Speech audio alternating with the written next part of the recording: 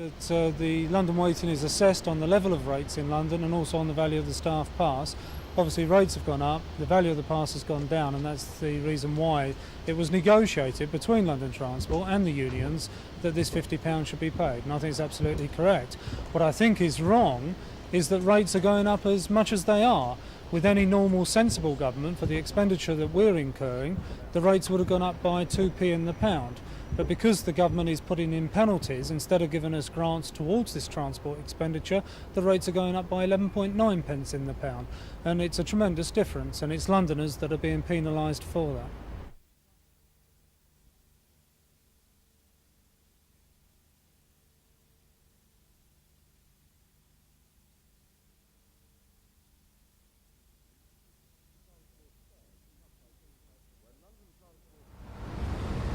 When London Transport fares are cut by 25% in October, one group of people won't benefit.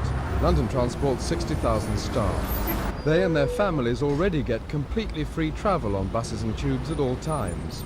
But like everyone else in London, the transport workers will have to pay greater rates to pay for the fare subsidy.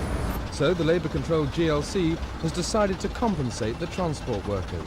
It came to us originally from rank and file trade unionists when they attended a meeting at this building. Several of them put to us the injustice that they couldn't benefit from the decrease in fares because they have a free pass travel, and yet their rates would be going up. I'm glad that they raised it through their negotiating machinery and that this settlement has been made. I think it's absolutely correct.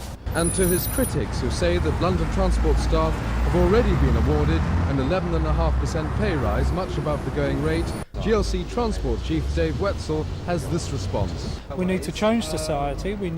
I'm concerned about people on the stock exchange who make a fortune out of Londoners every day, and yet no comment by you is made on that.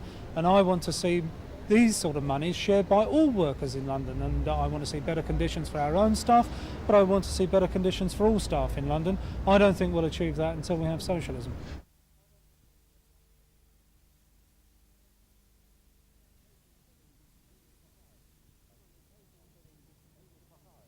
Well, it seems to me to be completely cockeyed. To pay somebody extra money to charge their fellow citizens an extra money is completely cockeyed in my view. It just doesn't add up. Well, my gut reaction is that it seems a bit odd, really. It basically seems odd, but I'm not sort of averse to London Transport workers getting more money, irrespective of the reason, but it does seem a bit unfair on the ordinary ratepayers, yeah. I think it's absolutely dreadful and typical of Ken Livingstone. Why is it dreadful? Because we have, as ratepayers, we're paying a supplement in October anyway, and presumably this will go on next year's and we'll be paying even more. Can you see any logic behind this? No. And when they start putting the rates up and penalise, then they start screaming. I think it's disgusting.